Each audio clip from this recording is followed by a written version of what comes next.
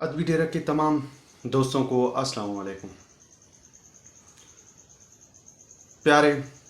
میرے پیارے محترم تمام ناظرین، آپ کے ساتھ ایک اور بڑی اہم خبر آج شیئر کرنے جا رہا ہوں کہ امریکہ کی طرف سے کسی بھی وقت عمران خان کی حوالگی کا مطالبہ آ سکتا ہے، اور اسی لیے تو خان صاحب نے جو ہے جس وقت وہ کرسی سے اتارے جا رہے تھے، وہ اس وقت سے لے کر وہ امریکہ نے میرے خلاف سازش کی ہے کہ وہ راگ الاپ رہے ہیں، اور اب شاید جا کر انہوں نے بیچ میں کچھ خاموش ہوئے تھے، کہیں سے انہیں جو ہے ملا تھا روشنی کا سراغ سا کہ شاید میں بات جاؤں۔ وہ تمام خبر میں آپ کے ساتھ شیئر کرنا چاہ رہا ہوں کہ کیوں امریکہ کی طرف سے حوالگی کا مطالبہ آ سکتا ہے۔ جناب من، بات کچھ یوں ہے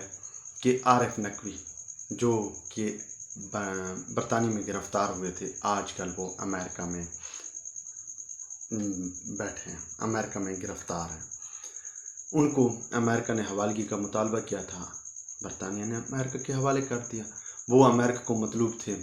منی لانڈرنگ، منی فراڈ، چیریٹی کے نام پہ رقم بٹورنا، صدقہ خیرات بٹور کے ادھر سے ادھر کرنا کے معاملات میں وہ، اور یہ امریکہ میں بڑے سنگین جرائم ہیں۔ منی لانڈرنگ اور یہ جو ہے نا بہت سنگین جرائم ہے۔ منی فراڈ امریکہ میں بہت سنگین جرم شمار ہوتا ہے، کیونکہ آپ جانتے ہیں، اگر نہیں جانتے تو میں آپ کو گوش گزار کر دوں کہ امریکہ دنیا کا واحد ملک ہے جو کہ سرمایہ کے تحفظ کے لیے بیٹھا ہے۔ اس ملک کا وجود جو ہے، امریکہ کے وجود جو ہے، وہ صرف سرمایہ کے تحفظ کے لیے۔ تو جناب من، وہ جب گرفتار ہوئے تو ان کی سیر فہرست جو کانٹیکٹ لسٹ تھی ان کے سیل میں، اس میں ہمارے مٹھے صاحب کا، وزیر اعظم ہینڈسم کا نام سیر فہرست تھا۔ تو اور انہوں نے پہلا رابطہ بھی خان صاحب کے ساتھ کیا۔ اب خان صاحب کو اس وقت فکر لگی کہ چلو وزیر اعظم تھا تو شاید میری حوالگی نہ ہوتی، یا اگلے 10-15 سال جو بھی عمر کے باقی حصہ ہے، میں اگر وزیر اعظم کی کرسی پہ بیٹھ رہا تھا تو پھر مجھے کس نے حوالے کرنا تھا امریکہ کے۔ لیکن جس وقت کرسی سے اس کے خلاف تحریک عدم اعتماد آ گئی، ادھر عارف نقوی پہ جو ہے قانون کا شکنجہ جو ہے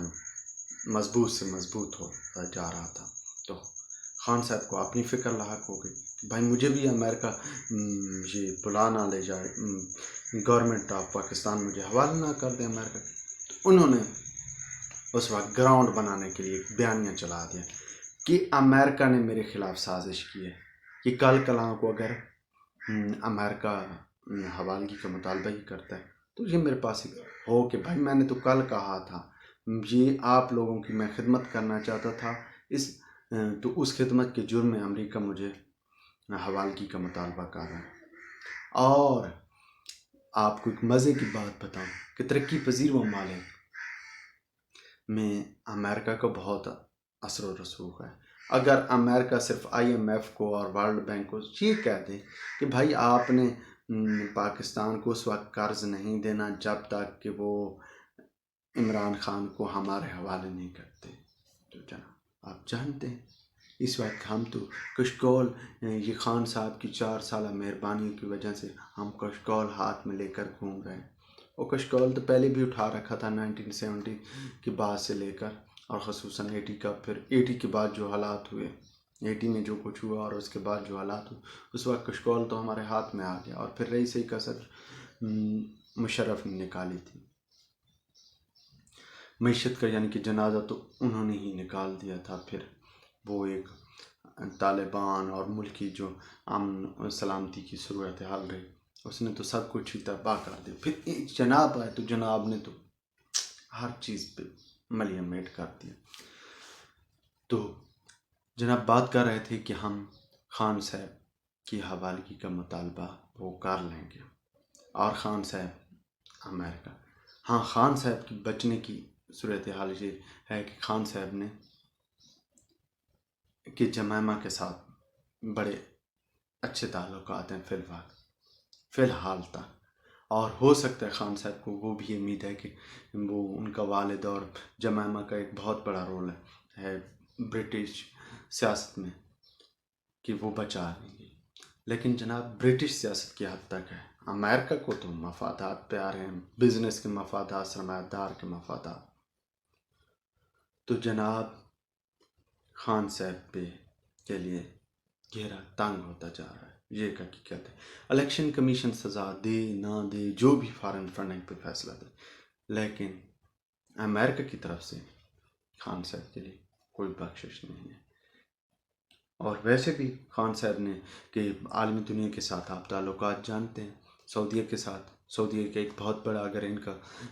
جیسے ایم پی کے ساتھ محمد بن سلمان کے ساتھ تعلق تھا تو شاید ان کے لیے کچھ بچت ہو سکتی تھی، لیکن انہوں کے وہ تعلقات، وہ جہاز والا آپ کو پتہ ہوگا کہ انہوں نے اتار دیا تھا کہ بھائی آپ جائیں جس پہ جانا ہے. تو بہرحال وہ بھی آپ جانتے ہیں.